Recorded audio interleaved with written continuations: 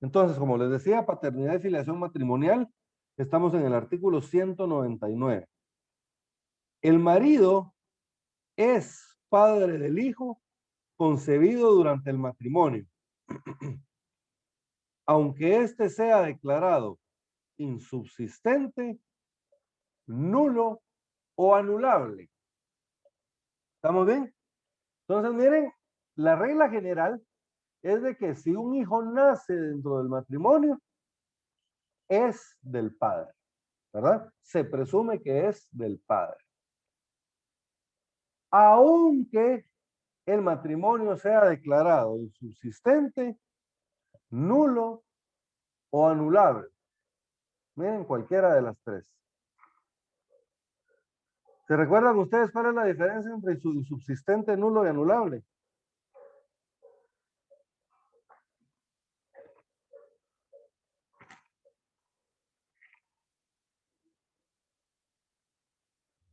Miren, el matrimonio es insubsistente, establece la ley en los casos que enumera el artículo 88. ¿Y cuáles son esos artículos, esos que establece el artículo 88?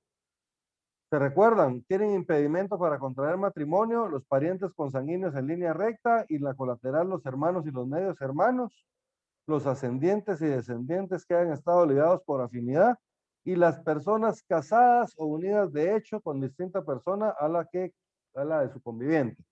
Entonces, miren, estos son los casos de insubsistencia. Los casos de que el matrimonio es anulable son los del 145, ¿verdad? Que es cuando se han cometido, por ejemplo, por error o por coacción, o cuando alexa impotencia absoluta o relativa para la procreación durante un tiempo determinado, etcétera, ¿verdad? Entonces, ahí tenemos los casos a que se refiere este artículo. Aunque sean declarado el matrimonio insubsistente, nulo o anulable, se reputa que los hijos nacidos dentro de ese matrimonio son hijos del padre, ¿va? Supongamos, se casaron dos hermanos. Eso es ilegal, ¿verdad? No se pueden casar. Pero supongamos de que hubo un notario que casó a los hermanos y se inscribió ese matrimonio en el Registro Nacional de las Personas. De ese matrimonio nació un hijo. Obviamente ese matrimonio más adelante es declarado insubsistente, ¿verdad? Pero digamos, para declarar insubsistente un matrimonio es un juicio ordinario. Supongamos más o menos unos 5 o 6 años de trámite, si bien nos va. Imagínense, ya cuando el niño tiene 5 años, declaran insubsistente el matrimonio. ¿Ese niño nacido dentro de ese matrimonio es hijo del padre o no? Sí, ¿verdad? Sí. La ley establece que sí es hijo del padre, ¿verdad? Aunque se declare insubsistente el matrimonio. Ahora, la ley establece en los siguientes párrafos, se presume concebido durante el matrimonio y acá nos da dos supuestos. Acá es donde tenemos que prestar la atención nosotros a estos plazos que nos da la ley, porque estos plazos que nos da la ley son los que nosotros vamos a intentar comprobar con el trámite de reconocimiento de pertenencia y de parte que vamos a ver en un momento.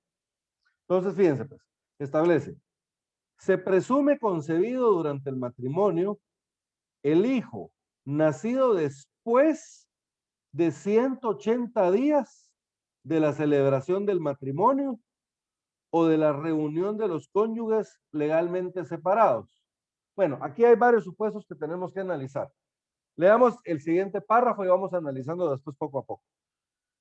Luego establece, segundo, el hijo nacido dentro de los 300 días siguientes a la disolución del matrimonio. Entonces, miren, tenemos acá el primer supuesto. El hijo nacido después de 180 días. Aquí tenemos el primer plazo, 180 días. ¿Cuándo vamos a empezar a contar nosotros este plazo de 180 días? Uno puede ser desde la celebración del matrimonio. O dos, desde la reunión de los cónyuges que estaban legalmente separados. Cuando hablamos de legalmente separados, no estamos hablando de cónyuges que que se dejaron de hablar y uno se fue de la casa y están viviendo separados. No, cuando hablamos de la separación legal, tenemos que realizar un trámite ante el juzgado de familia, ¿verdad? Y ahí se declara legalmente la separación. Básicamente los requisitos son los mismos que para el divorcio, ¿verdad? Y entonces se dicta una sentencia de separación. Entonces ahí ya los cónyuges están legalmente separados. Entonces de esa separación estamos hablando acá. Entonces miren, puede ser desde que los 180 días se cuentan desde que el matrimonio se realizó o desde que se volvieron a unir los cónyuges que estaban legalmente separados. ¿Están legalmente separados? Sí, se van a volver a vivir juntos. Entonces, a partir de ese momento nosotros contamos 180 días. ¿Estamos bien? Si el niño nace después de esos De los 180 180. días, se presume concebido dentro del matrimonio. ¿Estamos bien? Miren, después de los 180 días. Si nace antes de los 180 días, póngale, nace en el día 140, entonces no existe esa presunción. Puede ser que haya sido concebido fuera del matrimonio o puede ser que no, ¿verdad? ¿Estamos bien? ¿Estamos bien con esta primera presunción, jóvenes? Sí, Entonces, miren, desde que se inicia el matrimonio, desde que se celebra el matrimonio, contamos 180 días. Si el niño nace después de los 180 días, se presume que es hijo del papá, que nació dentro del matrimonio. Si nace antes de esos 180 días, entonces no se presume que sea de el papá. ¿Estamos bien? Y luego viene la segunda presunción. La segunda presunción es cuando termina el matrimonio. Acá hay un plazo también, pero este plazo empieza a contar cuando el matrimonio termina. ¿Estamos bien? El otro empezaba a contar cuando el matrimonio iniciaba, ¿verdad? Miren, el hijo nacido dentro de los 300 días siguientes a la disolución del matrimonio. ¿Estamos bien? Fíjense, pues, esto es bien especial porque uno cree que no se dan esas cosas, pero sí se dan. Acá la idea es de que dos cónyuges se divorciaron, pero cuando ellos ya están divorciados, la esposa se da cuenta que está embarazada. En este caso, ya la ex esposa se da cuenta de que está embarazada. La pregunta es, ¿ese hijo es del marido o no es del marido? ¿Qué presume la ley? Bueno, la ley presume que si ese marido nace dentro de los 300 días siguientes a la disolución del matrimonio, es nacido dentro del matrimonio y por lo tanto es del marido.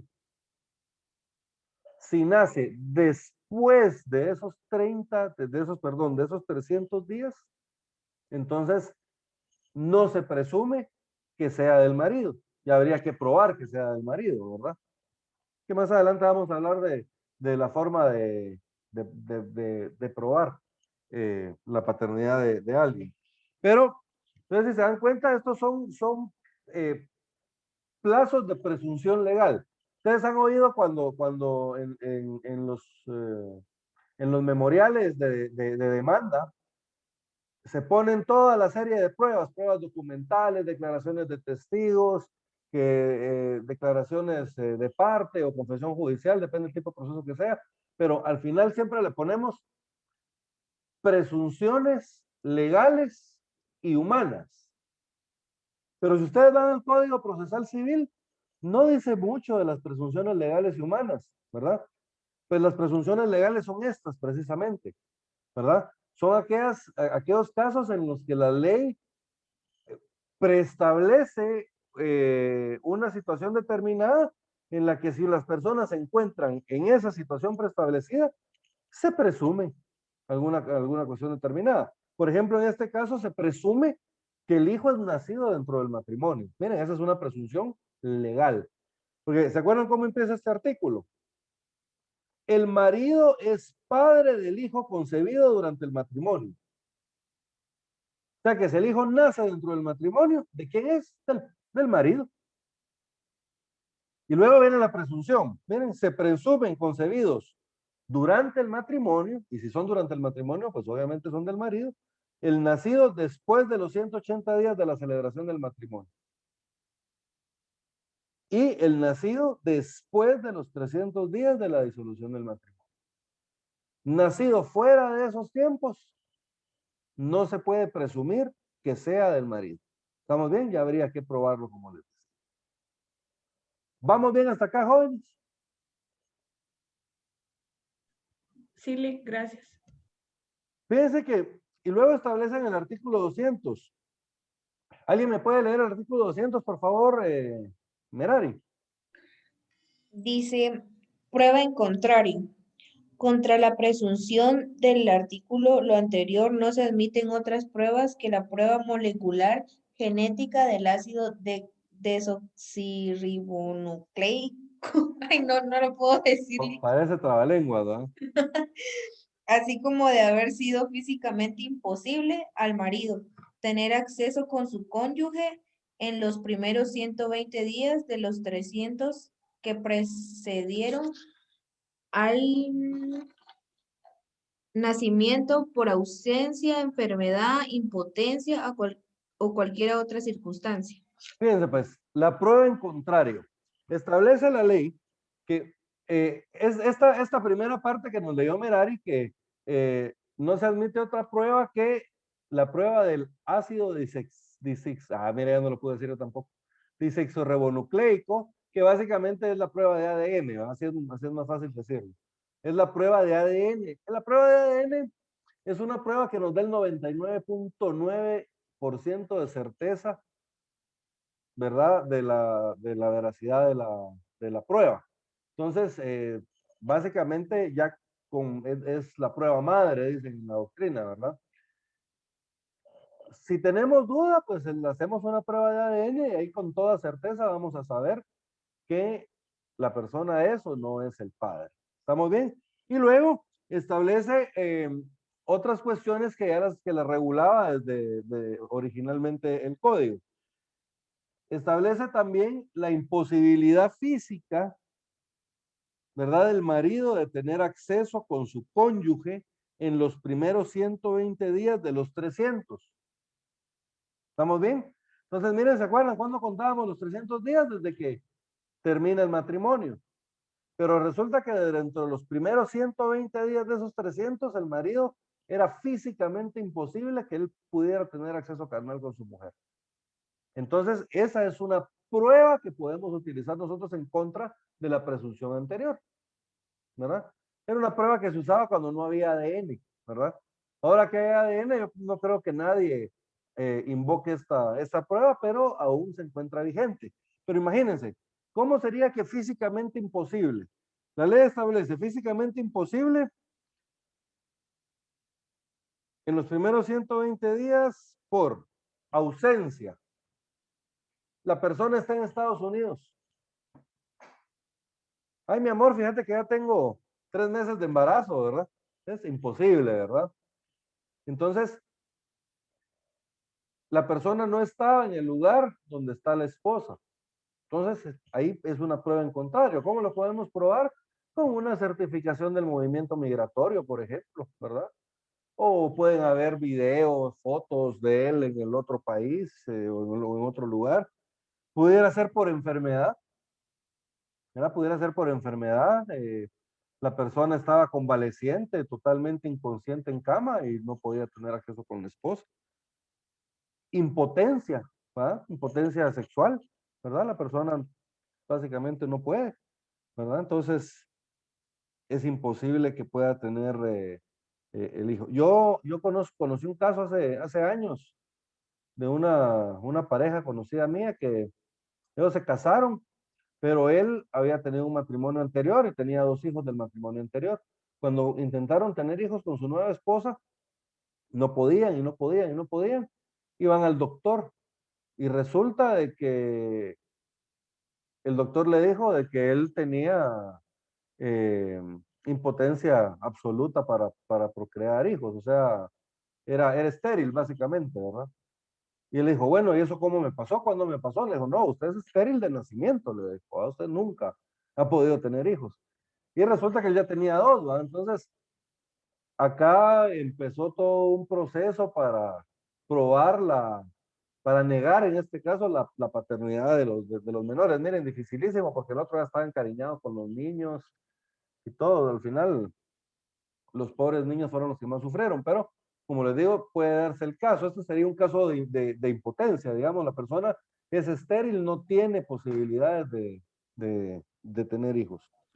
Y en ese caso, ¿qué se hace por los menores de edad que ya tienen el apellido del supuesto padre? Pero eso es bien difícil, porque en este caso perderían el apellido del padre, porque se está O sea probando, que sí se puede quitar ese apellido. ¿sí? La negación de la paternidad. Lo que pasa es Mm, de que, miren, ahora con la prueba de ADN es mucho más fácil hacer o probar una negación de paternidad. Porque digamos antes, en la negación de la paternidad habían circunstancias muy especiales para poderlas probar. Pero ahora con el ADN es fácil, ¿verdad? Se pasa la prueba de ADN y parece que si la prueba dice que es el papá, es el papá. Si la prueba dice que no es el papá, pues no es el papá, ¿no? Con la mamá es más fácil porque pues el niño salió de la mamá, entonces no hay lugar a dudas, digamos, sobre la maternidad, ¿verdad? Pero en el caso del papá, ahora la forma de probarlo es el ADN, ¿verdad? Es la prueba madre en los casos de paternidad y filiación, tanto como para pedir la paternidad como para negar la paternidad. Fíjense que la ley era tan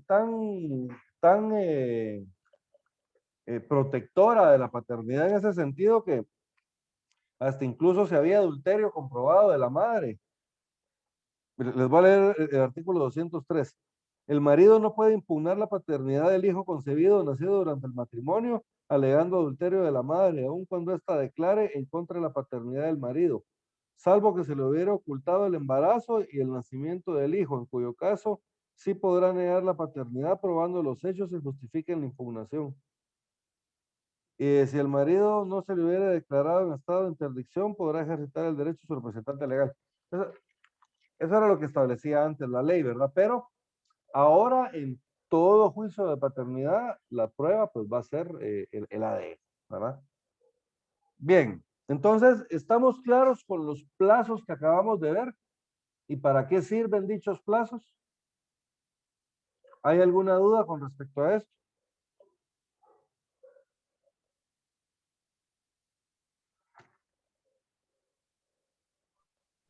¿Todo bien, Lick? Bien, en el 201 tenemos la impugnación por parte del marido. ¿Podemos leerlo, por favor, Jimena? Chile. Impugnación por el marido, artículo 201. El nacido dentro de los 180 días siguientes a la celebración del matrimonio se presume hijo del marido si éste no impugna su paternidad. La impugnación no puede tener lugar. 1. Si antes de la celebración del matrimonio tuvo conocimiento de la preñez. 2. Si estando presente en el acto de la inscripción del nacimiento en el registro civil, firmó o consintió que se firmara a su nombre la partida de nacimiento. Y 3. Si por documento público o privado el hijo hubiere sido reconocido. Muy bien. Luego tenemos el artículo, bueno, miren, el artículo 202 establece la filiación del hijo nacido después de los 300 días de la disolución del matrimonio podrá impugnarse por el marido, pero el hijo y la madre también tendrán derecho a justificar la paternidad de aquel. O sea, ellos también pueden probar la paternidad de él. ¿Por qué? Aquí solo se probó que el niño nació después de los 300 días. Entonces, ahí, ¿qué le da qué derecho tiene el padre? Impugnar la paternidad. Pero también tienen la madre y el hijo el derecho de probar la paternidad. Y al final, pues va a ser el juez quien va a determinar. Todos estos procesos que estamos viendo acá, si se dan cuenta, todo esto lo va a tener que resolver un juez, ¿verdad? Si la mamá dice que sí es hijo del papá y el papá dice que no es su hijo, ¿cómo lo vamos a resolver? Con una prueba de ADN. Una prueba de ADN, pero ¿en qué tipo de proceso vamos a diligenciar esa prueba de ADN?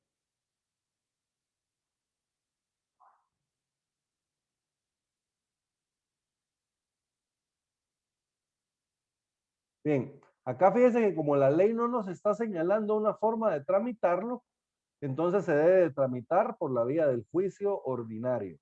Todos estos procesos que están acá sobre paternidad, filiación, negación de la paternidad, reconocimiento de la paternidad, todo va a ser en juicio ordinario.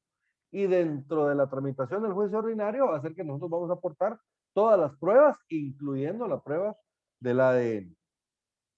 Luego establece, fíjense, pues en el artículo 204, la acción del marido negando la paternidad del hijo nacido de su cónyuge deberá intentarse judicialmente dentro de 60 días contados desde la fecha del nacimiento, si está presente. Desde el día en que regresó a la residencia de su cónyuge si estaba ausente, o desde el día en que descubrió el hecho, si se le ocultó el nacimiento. Los herederos del marido solamente podrán continuar la acción de impugnación de la paternidad iniciada por él, pero este derecho podrá ejercitar únicamente dentro de los 60 días contados desde la muerte del marido. Este último caso se refiere a que el padre, digamos, inició la impugnación de la paternidad y fallece.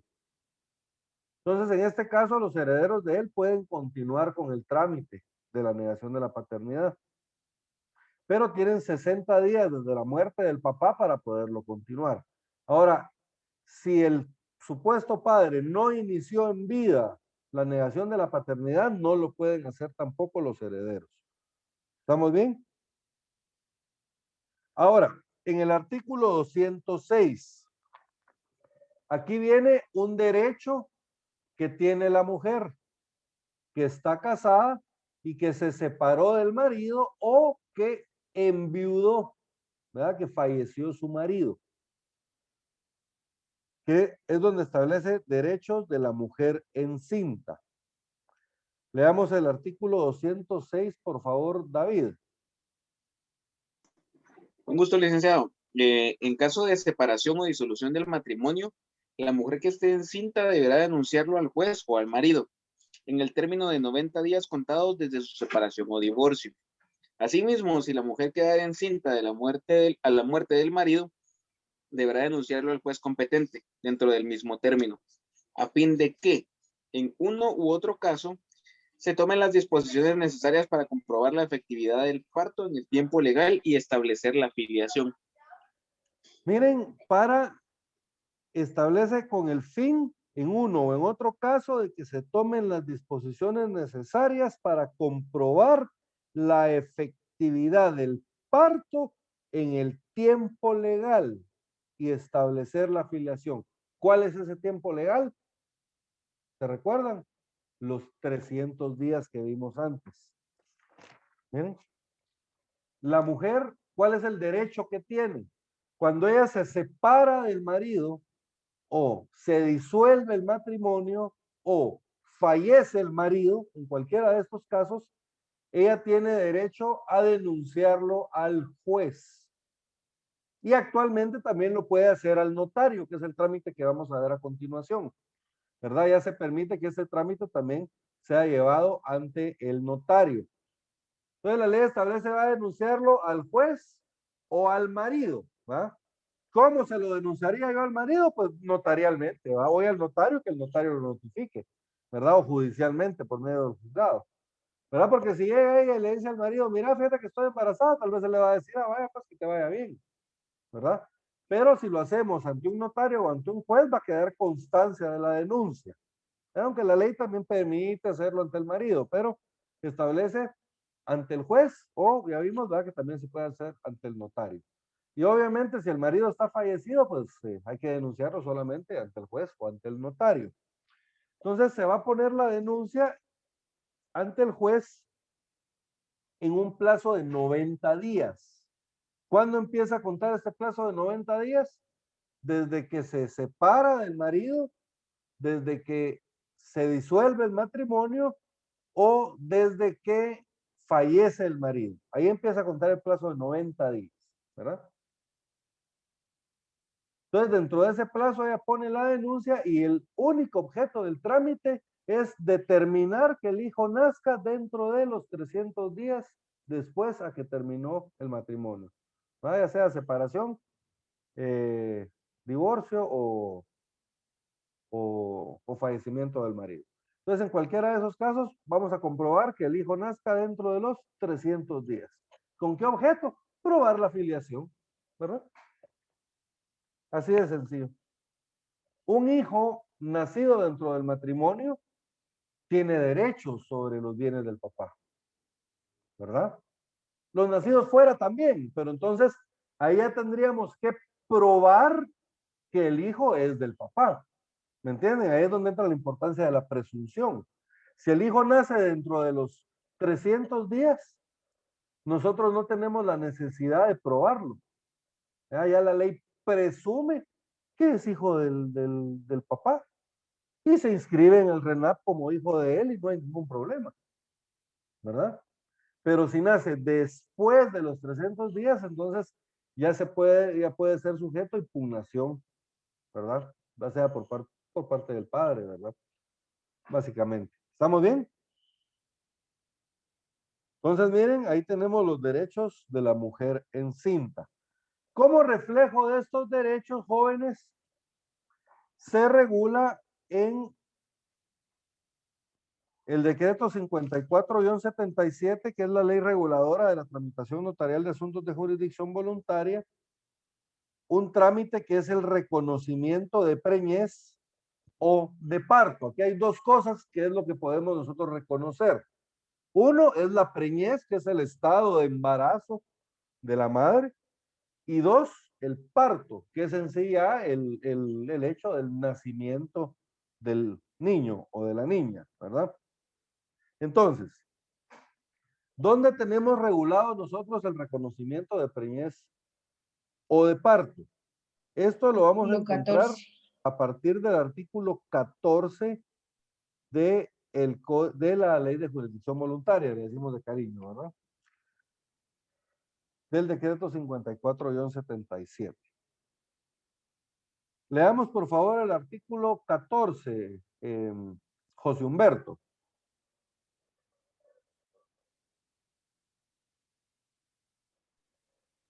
Con gusto, licenciado. Artículo 14, solicitud. La mujer puede solicitar ante notario el reconocimiento de su preñez en los casos de ausencia, separación o muerte de su marido. Solicitud que deberá publicarse por edicto 3 veces durante un mes en el diario oficial y en otro de los de mayor circulación en el país. Igual derecho tienen los herederos instituidos o legales del marido en caso de que éste haya muerto. Ante el notario deberá probarse la ausencia, la separación o la muerte del marido conforme lo establece el Código Procesal Civil y Mercantil. Muy bien. Entonces, miren, la mujer puede solicitar ante el notario el reconocimiento de su preñez en los casos de ausencia, separación o muerte del marido. Solicitud que deberá publicarse por edictos 3 veces durante un mes en el diario oficial y en otros de mayor circulación. O sea, miren, aquí el caso es el marido se fue de la casa. Miren, yo me voy, se va. Y luego de que él se va, la mujer se da cuenta que está embarazada. Ustedes dirán, eso no pasa. Yo conozco un caso de una pareja muy cercana a mí. Ellos tuvieron su primer hijo. Por ese primer hijo fue que ellos decidieron casarse, se casaron. Fueron a vivir a Shela. Cuando estaban en Shela, pues mi compadre, porque es mi compadre, andaba ahí con otra mujer, andaba en otra relación. La comadre se enteró, se volvió un gran problema. Ellos se pelearon, empezaron con pleitos, pero estaban, decían pleitos, se reconciliaban. Y en una de esas Viene mi compadre y decide, no, yo me voy de la casa, ya no aguanto esto, y se va de la casa. Y se regresa de Shela para Escuintla. A los 15, 20 días, sorpresa, lo está llamando la comadre, mira vos, fíjate que estoy embarazada. Entonces se queda así como que, yo le digo, compadre, ¿qué pasó? Le digo, ¿no que estaban peleando? Pues sí, vos, me dijo, pero en una de esas nos reconciliamos, me dijo, y ahí quedó embarazada, ¿verdad? Y aunque ustedes no me lo crean, le volvió a pasar. Regresó con la esposa, los problemas siguieron, él se vuelve a ir de la casa y resulta que a los 15, 20 días lo está llamando ella, mira, estoy embarazada. Y ahí venía aquel de regreso. ¿Ah? Yo le decía, mira, vos, a mí se me hace que amarrarte quiere con tanto hijo, le decía yo, en sentido de broma. ¿Va? Entonces, pero al final, miren, él se separó de la esposa 2 veces y las 2 veces cuando él se separó, la esposa ya estaba embarazada. En el caso de él, pues cuando se enteró que la esposa estaba embarazada, regresó al matrimonio y siguió dentro de su matrimonio. Pero ¿qué hubiera pasado si él le dice, no, yo no voy a reconocer a ese hijo mío? Entonces acá entra el derecho de la mujer, ¿verdad? Ella tiene derecho de ir y denunciarlo porque se dan cuenta que aquí ya lo denunció al marido. Ya le dijo, mira, yo estoy embarazada, ¿verdad? Te fuiste de la casa, nos separamos, yo estoy embarazada. Pero él le dice, no, ese hijo no es mío. Entonces ella tiene derecho a acudir ante un juez o en este caso ante un notario y denunciarlo. Mire, señor notario, yo me separé de mi marido en tal fecha y ahora yo estoy embarazada. ¿Estamos bien? Lo mismo pasa en los casos de ausencia. ¿Verdad? ¿Se acuerdan los casos de ausencia? El marido simple y sencillamente desapareció del domicilio. O puede ser de que el marido se encuentre fuera de la República. ¿Se acuerdan? La simple y la calificada. Entonces, en el caso de ausencia, también le corresponde a la madre hacer esta denuncia. Simultáneamente con el trámite de la ausencia, iniciamos nosotros el trámite del reconocimiento de experiencia de parte. Y si el marido muere, es lo mismo, ¿verdad? El marido fallece y ya el marido fallecido ya se da cuenta de que está embarazada. Entonces, en cualquiera de los casos, ella puede ir y denunciarlo ante el juez. Mire, señor juez, mi marido falleció en tal fecha y yo estoy embarazada. ¿Qué va a hacer el marido? Perdón, ¿qué va a hacer el juez? Echa la solicitud el notario o el juez. Bueno, aquí hay algo que les quiero aclarar. El notario, porque si el trámite es judicial, no son necesarios los edictos, ¿verdad? Solamente si el trámite es notarial.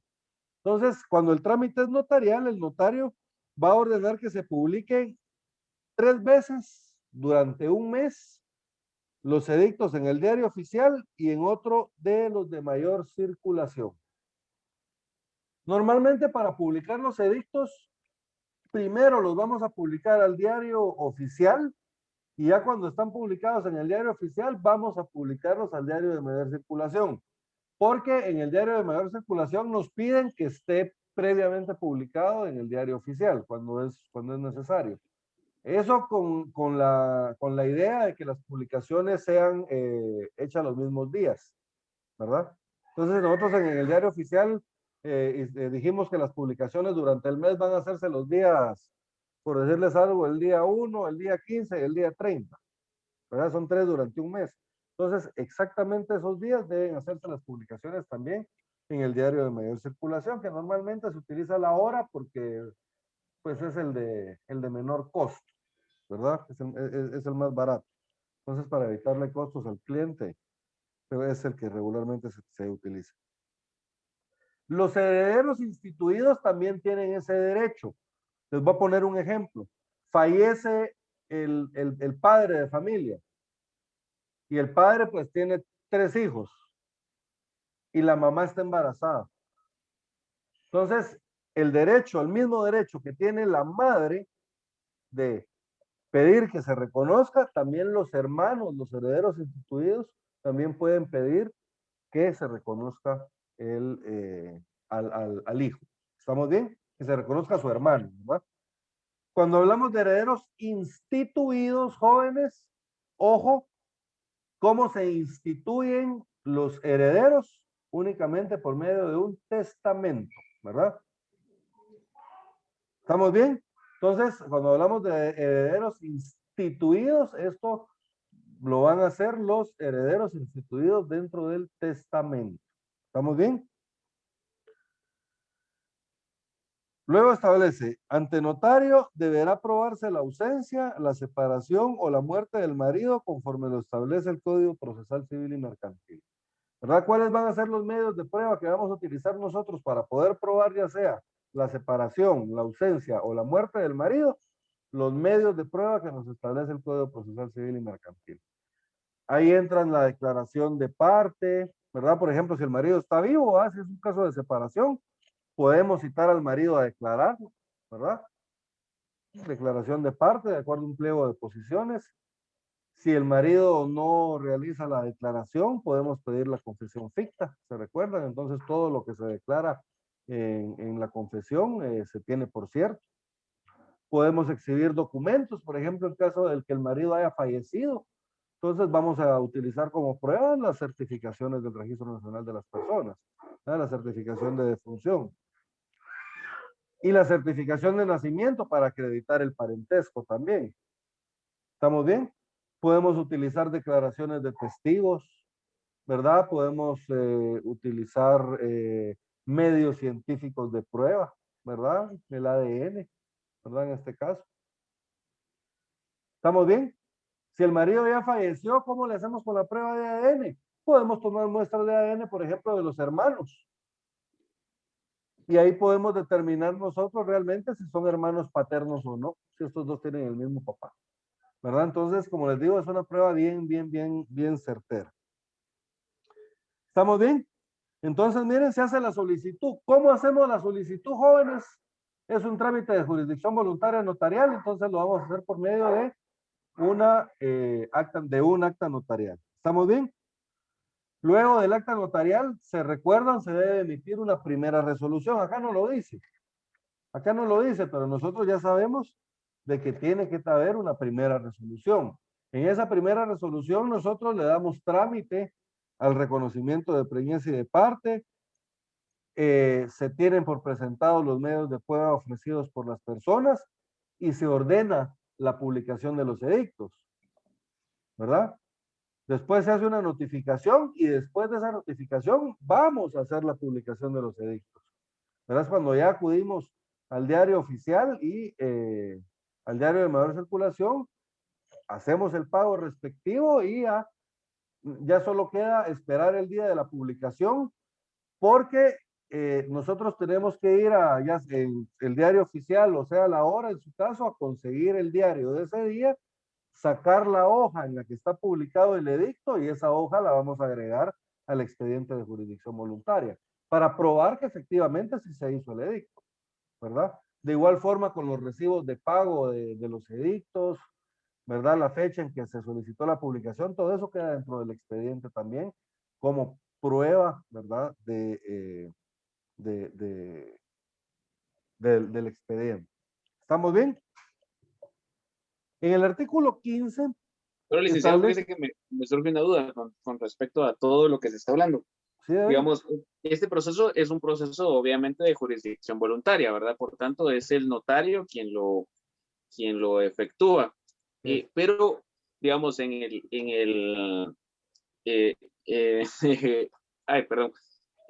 los procesos de sucesión hereditaria, pues se presenta ante la Corte Suprema de Justicia para que la Corte Suprema de Justicia dé la aprobación y pues también está la de la PGN, está DICABIS, etc.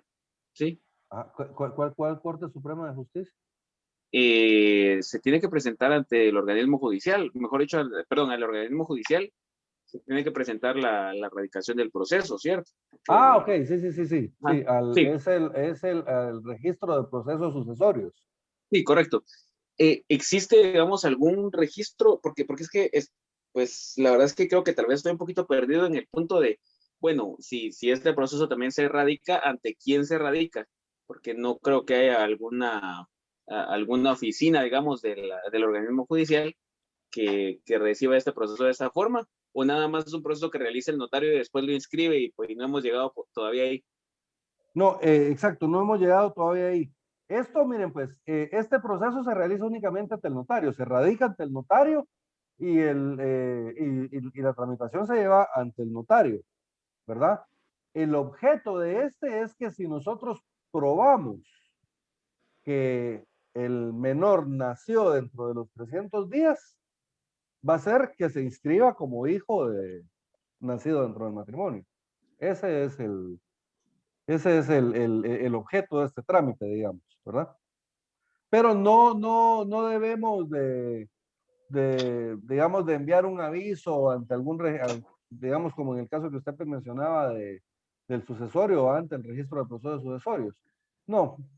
Al final vamos a tener que remitir todo el expediente al Archivo General de Protocolos para que ellos resguarden el expediente, ¿verdad? Pero en sí, que yo tenga que avisar a un archivo específico, no.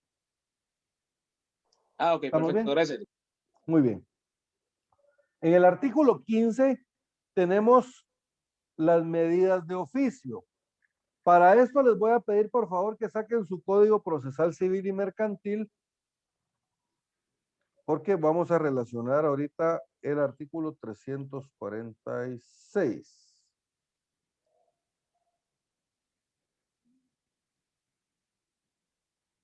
No es el Perdón, 436. 436, perdón.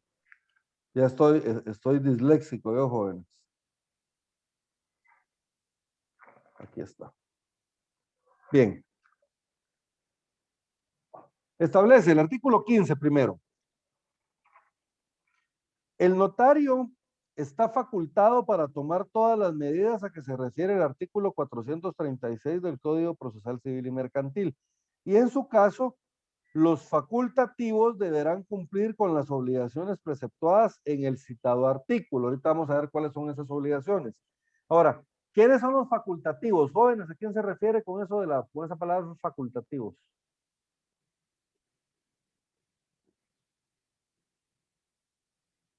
A ver, Merari.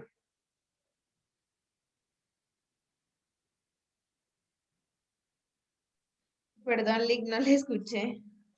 Establece el artículo 15. Y en su caso, los facultativos deberán cumplir con las obligaciones preceptuadas en el citado artículo. ¿Quiénes son los facultativos? ¿A qué se refiere eso de facultativos?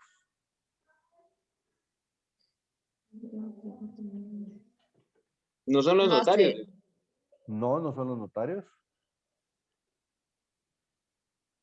Fíjense, pues anoten ahí que esa palabra facultativos se refiere a los médicos. ¿Verdad? Son ¿A los los que médicos. dijo? Médicos. Médicos. Sí, a los médicos. Cuando nosotros, dentro de todo este procedimiento, van a intervenir doctores, médicos que se van a encargar de llevar el control, ¿verdad? Del embarazo de la mujer. Ahora es bien sencillo, digamos, ahora con un ultrasonido, automáticamente con el tamaño del bebé ya se sabe la edad del bebé, cuánto tiempo tienen de embarazo, cuántas semanas llevan, etcétera, etcétera, etcétera, ¿verdad? Entonces, y eso cada vez con la tecnología va mejorando mucho más. Entonces, esta palabra facultativos, eso se refiere a los doctores, anótenle ahí, los médicos, ¿verdad? Que van a examinar a la mujer. Entonces, ¿a qué obligaciones se refiere el artículo 436? ¿O cuáles son dichas medidas de oficio? Por favor, Jocelyn. Artículo 436 del Código Procesal Civil y Mercantil.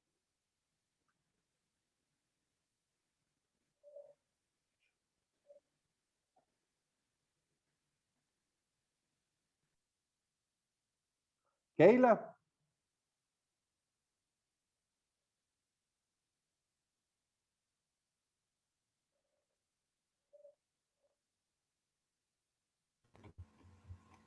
Ah, ¿me quiere ayudar con el 436?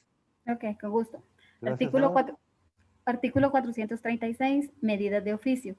El juez podrá dictar de oficio o a instancia de quien tuviera interés todas las medidas que estime necesarias para comprobar la efectividad del parto en el tiempo legal y establecer la filiación. Al ocurrir el parto, los facultativos nombrados darán aviso inmediatamente al juez expresando la hora del alumbramiento, las personas que asistieron, las demás circunstancias especiales respecto del nacido y el tiempo que vivió en caso de haber muerto. ¿Estamos bien? Miren, y estas medidas de oficio que puede realizar el juez son las mismas medidas de oficio que puede tomar el notario. Entonces establece, mire, esto lo puede hacer de oficio o a solicitud de parte también, a solicitud de quien tuviera interés. Podrá dictar todas las medidas de oficio que estime necesarias para comprobar la efectividad del parto en el tiempo legal y establecer la afiliación. Miren, aquí deja abierto, él puede tomar todas las medidas. ¿No? El notario puede decidir, miren, voy a nombrar a 3 médicos para que lleven el control del embarazo y los 3 me tienen que informar. ¿Ah? Lo que él estime. ¿Estamos bien? Él podría, por ejemplo, poner controles periódicos, ¿verdad? Controles semanales o controles quincenales que deba llevar a cabo. No sé, el notario o el juez ahí tienen libertad para poder tomar cualquier medida de oficio. Y luego establece, al ocurrir el parto, o sea que miren, acá este procedimiento sigue hasta que nace el niño, ¿verdad? Se nombran los médicos tienen que llevar el control de todo el embarazo y cuando el parto ocurre, lo primero que tienen que hacer es avisarle al notario, ¿verdad? Ya como o al juez, según sea el caso, ¿verdad? Lo primero que van a hacer es avisarle al notario. ¿Qué le van a avisar? Fíjense, al ocurrir el parto, los facultativos nombrados darán aviso inmediatamente al juez, expresando la hora del alumbramiento, las personas que asistieron. Digamos, yo me acuerdo cuando nacieron mis hijos, estaba el médico, el obstetra, había un obstetra que es asistente, había un pediatra, había un anestesiólogo y habían 3 enfermeras, ¿verdad? Sí, 3 o 4 enfermeras. Entonces, se debe informar todas las personas que asistieron. Miren, todos ellos sirven como testigos, ¿verdad? Todos los médicos y las enfermeras que estuvieron en el parto. Las demás circunstancias especiales respecto al nacido, ¿verdad? Por ejemplo, si hubo alguna complicación, si hubo que hacer alguna cesárea, ¿verdad? ¿Por qué se hizo la cesárea? ¿Cuál fue la complicación? Si la madre no dilató, si tenía el cordón umbilical enrollado, qué sé yo, hay un montón de circunstancias que se pueden dar. Entonces, todas esas circunstancias se tienen que informar y en caso de que el bebé haya fallecido, se tiene que indicar durante cuánto tiempo vivió. ¿Va? Puede ser que el niño vivió 2 horas y después falleció. No puede ser que el niño vivió 1 hora, o puede ser que el niño vivió 5 minutos, o puede ser que el niño nació muerto. Todas esas circunstancias, el doctor o los doctores que han sido designados, porque se dan cuenta que establece, miren, los facultativos nombrados, lo pone en plural. Entonces yo diría, por lo menos deberían de ser 2, ¿verdad? Y vamos a ver acá en el otro, establece los facultativos también. Miren, aunque no establece un número, sí establece facultativos en plural, ¿verdad? De eso, presunción humana, ¿verdad? Se presume de que es más de uno. O sea, deberían de ser por lo menos 2, ¿verdad? Yo nombraría por lo menos 2 en un proceso de esos. ¿Estamos bien con las medidas de oficio que puede tomar el notario? Sí, Gracias. Luego establece declaración notarial. Artículo 16 de la Ley de Jurisdicción Voluntaria. Si no hubiere ocurrido oposición, el notario declarará el hecho del nacimiento, amparando al nacido en la cuasi posesión de estado de hijo, resolviendo también lo relativo a alimentos del menor, ¿verdad? Aquí establece la cuasi posesión de estado de hijo, porque se recuerdan de que dijimos de que esto admite en prueba en contrario, ¿verdad? Que la prueba de ADN. Entonces, podría haber la negación de la paternidad.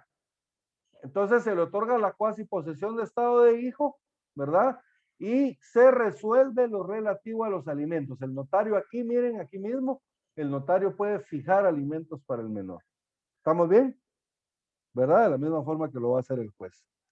Pero todo esto si no hubiere ocurrido oposición, porque se recuerdan, nosotros al principio del trámite hicimos unas publicaciones en el diario oficial y en otro diario de mayor circulación. El objeto de esas publicaciones precisamente es que las personas interesadas puedan oponerse, ¿verdad?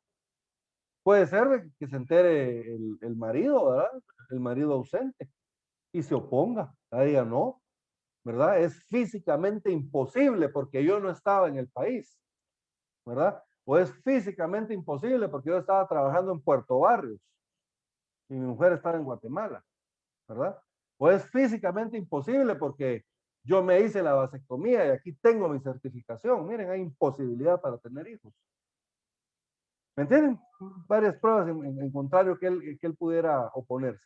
Entonces, por eso es que hacemos las publicaciones, para que cualquier persona interesada se pueda oponer. En este caso, el interesado pues sería el supuesto padre o el marido. La oposición la tenemos en el artículo 17. Beverly, por favor, ¿me puede ayudar con la oposición? Sí, claro, solo ¿en qué ley dijo, perdón? En la ley de jurisdicción voluntaria, artículo 17. Ah, bueno, permítame, esa no la tengo aquí a la mano.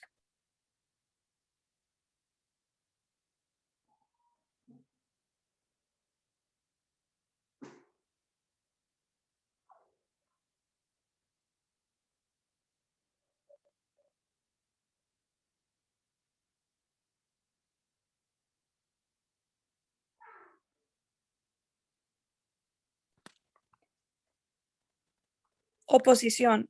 Si se hubiera manifestado oposición por persona interesada, el expediente será remitido a juez competente para que con audiencia en incidente el oponente haga la declaración judicial a que se refiere el artículo 437 del Código Procesal Civil y Mercantil. ¿Estamos bien? Acá miren pues. ¿Qué pasa si hay una oposición?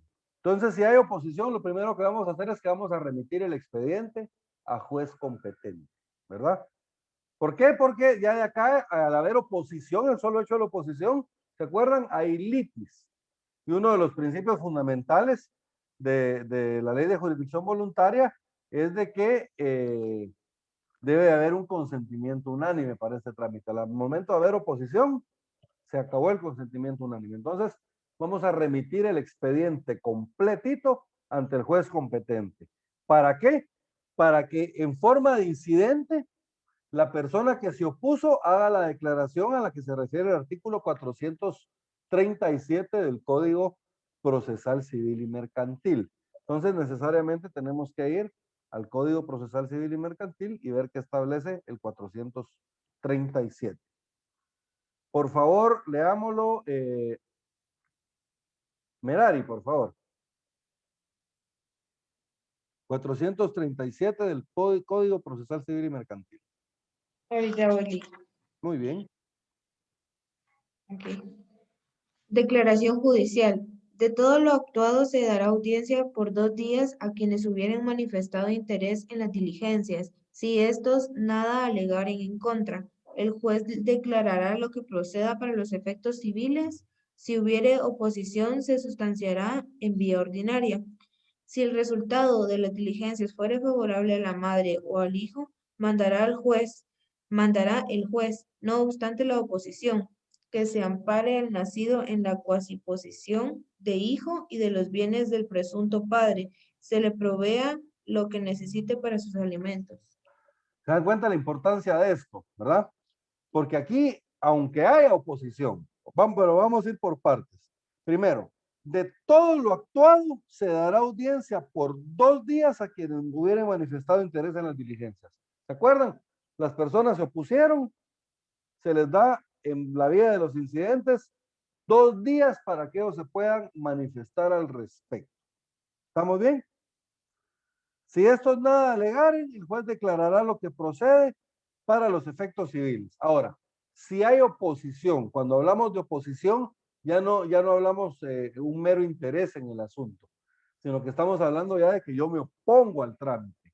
Aquí podría ser, como les digo yo, el supuesto padre Miren, yo me opongo. ¿Por qué? Porque es físicamente imposible que yo haya embarazado a mi mujer. ¿Y por qué? Porque yo me hice la vasectomía hace 3 años. Y aquí está mi constancia médica. ¿Estamos bien? Entonces, miren, en este caso, hay como motivo para la oposición. ¿Cómo se va a sustanciar esa oposición? Aquí la ley sí claramente dice en la vía ordinaria, ¿verdad? En juicio ordinario. Entonces vamos a acudir ante el juez de familia, en este caso, y en juicio ordinario se va a probar o no la paternidad de la persona. ¿Se acuerdan? Aquí ya nos vamos a la cuestión, la persona dice, miren, yo aquí tengo mi prueba de que yo me hice la vasectomía, pero eso podría falsificarse. Entonces yo diría que en este caso la prueba madre, regresamos, la prueba de ADN, ¿verdad? Se hace una prueba de ADN al papá y al hijo y ahí determinamos con certeza si es o no es hijo de él. Pero mientras tanto, aunque haya habido oposición, fíjense, pues el juez establece, si el resultado de las diligencias fuera favorable a la madre, mandará el juez, no obstante la oposición, que se ampare al nacido en la cuasiposición de hijo y que de los bienes del presunto padre se le provea lo que necesite para su alimentación. Les explico esto por partes. Si el resultado de las diligencias fuere favorable a la madre o al hijo, ¿a qué se refiere esto? A que determinamos de que el hijo nació dentro de los 300 días, ¿verdad? Si el hijo nació dentro de los 300 días, entonces el juez manda a darle cuasiposición de estado de hijo. Aunque haya oposición. ¿Va? Mientras se tramita, porque digamos, un juicio ordinario, ¿cuánto puede durar? 3, 4, 5, 6 años, ¿verdad? Entonces, durante todo ese tiempo, el juez ampara al menor, ¿verdad? Aunque haya oposición, si nació dentro de los 300 días, se le da la cuasiposición de estado de hijo y mientras sustanciamos la oposición, se ordena a que se le den alimentos al menor, ¿verdad? Durante todo ese tiempo. ¿Estamos bien? ¿Alguna duda con esto, jóvenes?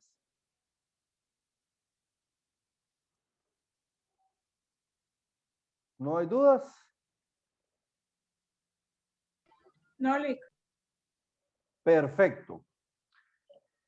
Entonces, como se dan cuenta, jóvenes, básicamente este trámite, como les decía al principio, la finalidad que tiene es la de probar que el hijo haya nacido durante esos 300 días, dentro de esos 300 días que siguen a la separación, ausencia o muerte del marido. ¿Estamos bien?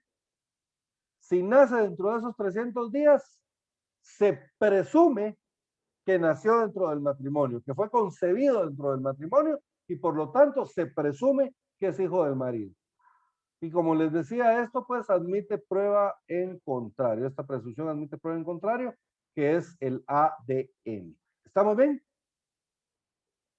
Y aunque haya oposición, ya vieron la importancia de esto, aunque haya oposición, si nace dentro de los 300 días, se le da la cuasiposición de estado de hijo. Y la consecuencia de eso es que le tienen que dar alimentos. ¿Verdad? Miren, en cuasiposición de hijo y que de los bienes del presunto padre, que aquí todavía es una presunción, se le provea lo que necesite para sus alimentos, le den alimentos. Entonces, básicamente, solo por el hecho de nacer dentro de los 300 días, existe la obligación ya de dar alimentos, ¿verdad? Mientras se determina, en definitiva, si eso no es el papá, ¿verdad? Ya determinamos la oposición. Muy bien. No hay dudas hasta acá, ¿verdad, jóvenes?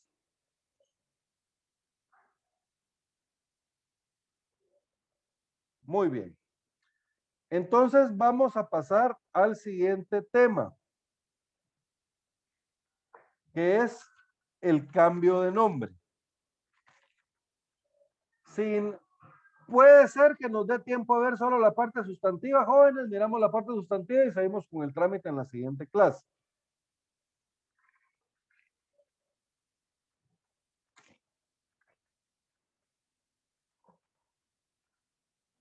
Acá nos vamos a remontar hasta las primeras clases de Derecho Civil que ustedes tuvieron, jóvenes. ¿Se recuerdan el nombre? A mí me preguntaban, una de las primeras preguntas que me hicieron en mi examen privado, me recuerdo que fue ¿cómo se identifica una persona? ¿Cómo se identifica una persona? Con su nombre, ¿verdad? Siguiente pregunta. ¿Cómo se forma el nombre? Entonces el nombre se forma por nombre propio y apellidos, ¿verdad? O apellido. Nombre propio y apellidos. ¿Qué apellidos?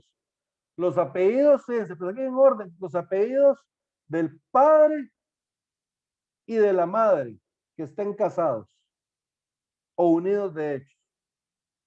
O el apellido del padre que lo hubiera reconocido si no estuvieran casados y el de la madre.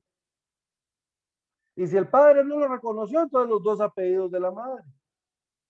Y si no tiene padres, pues entonces la persona o la institución que los haya inscrito les asigna un nombre y apellidos, ¿verdad? Entonces, básicamente así es como se compone el nombre. Eso lo tenemos en el artículo 4 del Código Civil. La persona individual se identifica con el nombre con que se inscriba su nacimiento en el registro civil, el que se compone del nombre propio y del apellido de sus padres casados, o el de sus padres no casados que lo hubieran reconocido. Los de la madre soltera serán inscritos con los apellidos de esta. Los hijos de padres desconocidos serán inscritos con el nombre que se le dé a la persona o institución que los inscriba. En el caso de menores ya inscritos en el registro civil con un solo apellido, la madre o quien ejerza la patria potestad podrá acudir nuevamente a dicho registro a ampliar la inscripción correspondiente para inscribir los dos apellidos. Esto antes se inscribían a los hijos de las madres solteras solo con un apellido. Entonces esta reforma se dio en 1995. Entonces hasta 1995 se inscribían a los hijos de madres solteras solo con el apellido de la mamá, con un apellido de la mamá. Pero a veces eran sujetos a discriminación por algunas razones, cuestiones sociales, ¿verdad? Que habían antes. Entonces, se hace la reforma en 1995, entonces los hijos de madres solteras ahora se van a inscribir con los dos apellidos de la mamá. Y si ya están inscritos solo con un apellido, entonces la mamá cuida el registro civil y le ponen el otro apellido automáticamente. Entonces yo me acuerdo que yo conozco una persona que estaba en esa situación y él cabal en esa época cumplía los 18 años, entonces le tocaba sacar su cédula. Entonces, antes de sacar su cédula, le pusieron el apellido de la mamá, el segundo apellido de la mamá, y ya cuando salió su cédula, entonces él ya tenía los dos apellidos de su mamá. ¿Verdad? ¿Estamos bien? Ahora, aquí viene la gran pregunta. ¿Las personas se pueden cambiar el nombre? ¿Sí o no? ¿Verdad? Pues la respuesta es sí. ¿Y qué parte del nombre se pueden cambiar? Pues básicamente todo. Si se quieren cambiar un nombre, o se quieren cambiar los dos nombres, o se quieren cambiar un apellido, o los dos apellidos, o se quieren cambiar un nombre y un apellido, o se quieren quitar todo el nombre y ponerse uno nuevo, lo pueden hacer sin ningún problema, ¿verdad? El cambio de nombre lo tenemos regulado nosotros en el artículo 6, perdón, en el artículo 6 de el Código Civil. Por favor, Jimena, leamos el artículo 6 del Código Civil. Sí. Artículo 6, cambio de nombre. Las personas no pueden cambiar sus nombres sino con autorización judicial. La persona a quien perjudique un cambio de nombre puede oponerse a la petición del solicitante en la forma que dispone el Código Procesal Civil y Mercantil. Muy bien. La oposición, anótenle por favor, va a ser en la vía de los incidentes. Si alguien se opone, la oposición se va a tramitar mediante un incidente y la resolución de ese incidente es apelable. Eso lo tenemos en el artículo 439 del Código Procesal Civil y Mercantil. Entonces, por favor, ahí donde establece lo de la oposición, anótenle, por favor, ver 439 del Código Procesal Civil y Mercantil. Ahí está la oposición. En incidente.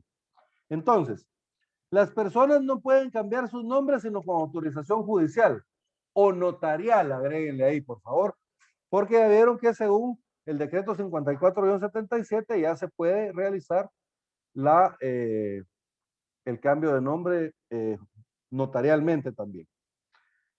Y luego establece las personas a quien perjudique el cambio de nombre puede oponerse a la pretensión del solicitante en la forma que dispone el Código Procesal Civil y Mercantil, que ya vimos que es en forma de un incidente según el 439. Ahora bien, aquí viene algo bien importante, jóvenes. ¿Qué podemos cambiar? El nombre. El nombre lo podemos cambiar completo, como les decía. Miren, la ley aquí establece, pueden cambiar su nombre, ¿va? Y el nombre se compone por nombre propio y apellido, como ya vimos. Entonces podemos cambiar todo el nombre. Ahora bien, el cambio de nombre no afecta la afiliación. ¿Estamos bien? Vamos, yo me llamo Otto Guillermo Amado Halliday y mi hijo se llama Otto Guillermo Amado Méndez. Mi hija se llama Luisa Fernanda Amado Méndez. Ahora yo decido ponerme Otto Guillermo Amado Rodríguez Fernández. ¿Eso hace que yo deje de ser papá de mis hijos o que ellos dejen de tener algún derecho, verdad, con respecto a mí? No, los derechos siguen exactamente iguales, eso no afecta la afiliación. De la misma forma, supongamos que yo decidiera cambiarme el nombre a Otto Guillermo Amado Botrán y después yo quiero exigirles derechos de filiación a la familia Botrán de la licorera, por ejemplo. No tengo ningún derecho porque el cambio del nombre no afecta la afiliación. Y lo mismo ocurre con la identificación de persona, que fue el trámite que vimos anteriormente, ¿se recuerdan? El hecho de que yo identifique a mi persona, tampoco hay cambio en mi filiación. ¿Estamos bien? Eso lo tenemos, por favor, en el artículo 7 del Código Civil. Se los voy a leer yo. En los casos a que se refieren los artículos anteriores, la alteración se anotará al margen de la partida de nacimiento. La identificación y el cambio de nombre no modifican la condición civil del que la obtiene, ni constituye prueba alguna de filiación. ¿Estamos bien? Entonces, miren, primero, tanto el cambio de nombre como la identificación se deben de anotar al margen de la partida respectiva. ¿Va? Ahora en las certificaciones del RENAP, en la parte de observaciones, ahí les viene lo relativo a la anotación del cambio de nombre o de la identificación de persona. Y también en el DPI aparece que ustedes tienen una identificación o un cambio de nombre. ¿Estamos bien? Entonces, miren, las personas pueden cambiar su nombre sin ningún problema, únicamente tienen que acudir ante un notario o un juez, ¿verdad? Se lo desean, pero ante un notario es mucho más fácil. ¿Estamos bien? Entonces, jóvenes, quedamos pendientes con el trámite que lo vamos a ver la siguiente semana. Y la siguiente semana vamos a ver también la omisión de partidas y la rectificación de partidas. Y ahí tenemos otro trámite inmerso también, que es la determinación de edad. Entonces vamos a ver estos trámites ya para que nos quede pendientes ya solo patrimonio familiar y la rectificación de áreas. Y como les digo, al final vamos a ver ya cuestiones prácticas sobre cómo realizar las actas notariales, las resoluciones, etcétera, ¿verdad?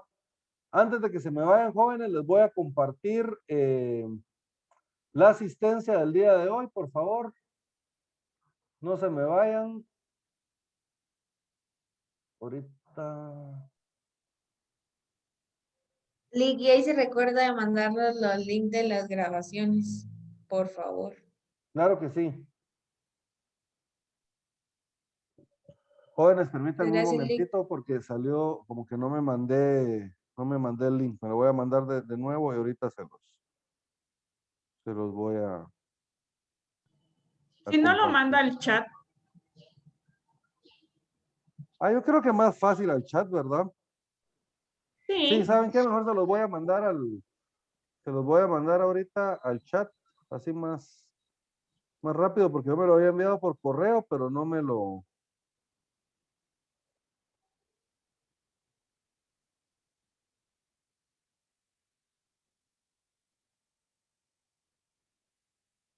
Ya, jóvenes, ya lo mandé al chat del grupo, la asistencia. Entonces, les decía, estaba comentando con sus compañeras ahorita antes de empezar la clase, jóvenes, de que ya logré subir las clases a YouTube. Entonces, yo creo que va a ser la mejor forma de hacerlo. Y les voy a estar compartiendo los enlaces de las clases por medio del chat para que ustedes ya tengan acceso también a las clases por si quieren repasar o tienen alguna duda, ¿verdad? ¿Alguna otra duda, jóvenes, hasta acá?